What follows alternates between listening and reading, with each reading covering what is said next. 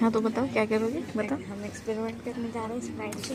इसकी पूरा एकदम हिला लेना है, शेक कर लेना है इसको अच्छे से। अच्छा। तो वैसे दबा के देखना है टाइट हुआ कि नहीं। जब टाइट हो जाएगा ना, हाँ हाँ। और वो टाइटने और अच्छे से पूरा टाइट कर और अच्छे से टाइट हो चुका है। अब इसका पूरा जो वाइट वाइट आया है ना, उसको ख़त्म होने देना है। उसके बाद फिर खोलना है। फिर देखिए,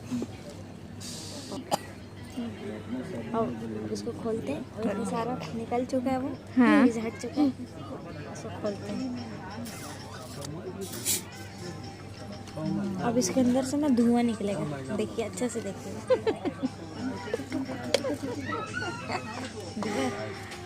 हाँ, सही में। आज पी लेना। हाँ, कोई तो